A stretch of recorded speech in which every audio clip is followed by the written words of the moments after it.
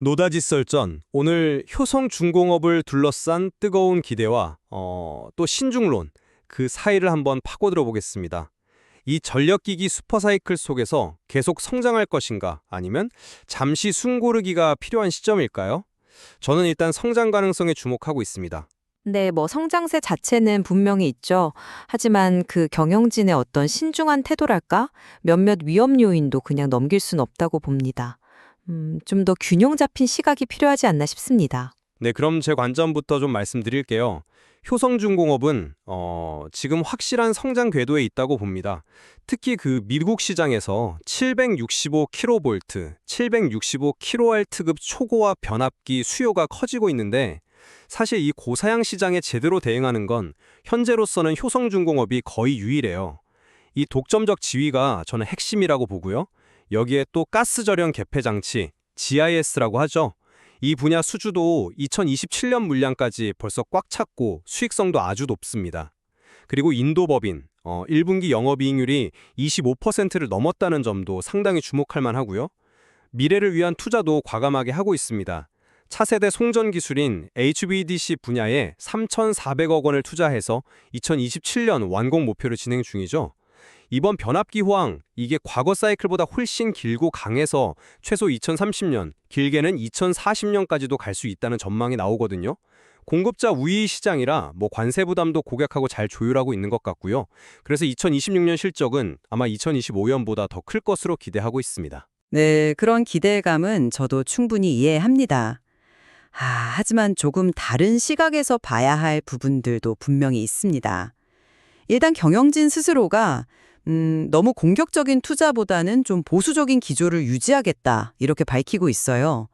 경쟁사인 일본 히타치 같은 곳들이 공격적으로 설비 투자를 늘리는 것과는 약간 대비되는 모습이죠.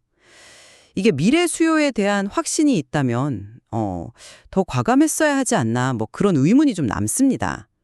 건설 부문 역시 그렇죠. 외형 성장보다는 일단 위험 관리에 무게를 두는 모습이고요. 2분기에 선제적으로 대손 충당금을 쌓기도 했죠. 이건 잠재 위험을 상당히 보수적으로 보고 있다는 신호거든요. 또 그 관세 부담을 고객에게 넘기고 있다 이렇게 이야기는 하지만 내년부터 미국 물량이 본격적으로 늘어나면 이 협상의 불확실성은 더 커질 수밖에 없습니다. 이게 계속 회사에 유리하게만 작용할지는 글쎄요 좀 지켜봐야 합니다. 그리고 말씀하신 HVDC 기술도 아직은 기가와트급 확장 연구 단계이고 신재생에너지 관련 사업 비중이 아직 크진 않아서 당장의 큰 기여는 좀 제한적일 수 있다. 이렇게 봅니다. 그리고 3분기는 전통적으로 조업일수 영향 때문에 실적이 다소 주춤하는 경향이 있다는 점도 감안해야 하고요. 그 투자 전략 말인데요. 저는 조금 다르게 해석합니다. 미국 멤피스 공장 증설, 이게 2026년 말 완료 예정이고 인도랑 미국 GIS 증설도 2026년 9월 완료, 또 대규모 HVDC 투자는 2027년 7월 완료잖아요. 이게 다 장기 수요에 대비한 필수적이고 시혜적절한 투자라고 생각해요. 경쟁사가 공격적이라고 해서 무조건 따라갈 필요는 없죠. 오히려 단계적인 증설이 더 안정적일 수도 있습니다. 저는 그 보수적인 속도가 오히려 발목을 잡을 수도 있다고 봅니다. 급증하는 수요에 즉각적으로 대응하지 못해서 시장 선점 기회를 일부 놓칠 우려는 없을까요? 특히 그 HVDC 투자는 2027년 완공 후에도 실제 성과가 나오기까지는 시간이 좀 더 걸릴 텐데 그 사이에 어떤 기회 비용은 어떻게 봐야 할지 그 점이 좀 걸립니다. 리스크 관리 측면에서도 저는 충분히 통제 가능하다고 봅니다. 지금은 명백히 공급자 우위 시장이에요. 미국 대형 전력 회사들은 안정적인 공급을 최우선으로 생각하거든요. 그렇기 때문에 관세 협상에서도 효성중공업이 상당히 유리한 위치에 있다고 보고요.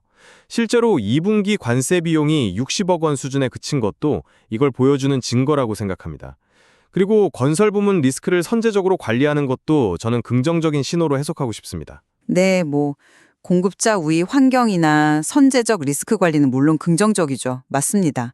하지만 내년 이후에 미국 물량이 확 늘었을 때도 지금처럼 관세 협상이 순조로울지는 여전히 변수라고 생각합니다.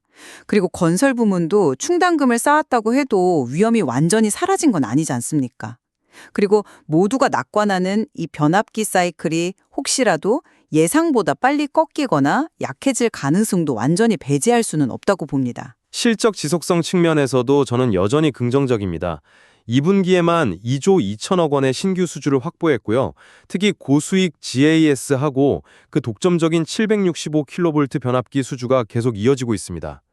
여기에 원전 관련 수주까지 더해져서 2026년 이후에도 실적 성장세는 충분히 이어질 가능성이 높다, 이렇게 보고 있습니다. 물론 현재 수주 잔고가 두둑한 건 사실입니다. 하지만 그게 미래 실적을 100% 보장하는 건 아니죠. 아시다시피 시장 경쟁이 심화될 수도 있고 예상치 못한 외부 변수는 늘 존재하니까요. 장기 사이클 전망 자체는 밝지만 그 강도와 기간은 언제든 변동될 수 있다는 점을 잊지 말아야 합니다. 현재의 호황에 안주하기보다는 그런 잠재 변수들을 계속 주시하는 신중함이 필요하다는 생각입니다. 네, 오늘 효성중공업에 대해서 한쪽에서는 이런 강력한 수주와 시장 지위, 또 미래 투자를 바탕으로 지속적인 성장을 기대하고 있습니다. 그리고 다른 한쪽에서는 경영진의 신중한 기조나 관세 문제, 건설 부문 리스크 같은 그런 잠재 변수들을 고려해서 좀 조심스러운 접근이 필요하다는 의견을 제시했습니다. 효성중공업의 미래를 보려면 오늘 저희가 나눈 이야기처럼 긍정적인 지표들과 함께 또 잠재적인 위험 요인, 그리고 경영 전략 같은 다양한 측면을 균형 있게 고려하는 것이 중요해 보입니다. 네, 오늘 논의된 내용 외에도 효성중공업을 둘러싼 더 많은 정보와 분석들이 있을 겁니다. 시청자 여러분께서도 여러 관점에서 효성중공업의 가치를 한번 깊이 있게 살펴보시면 좋겠습니다. 노다지 썰전이었습니다.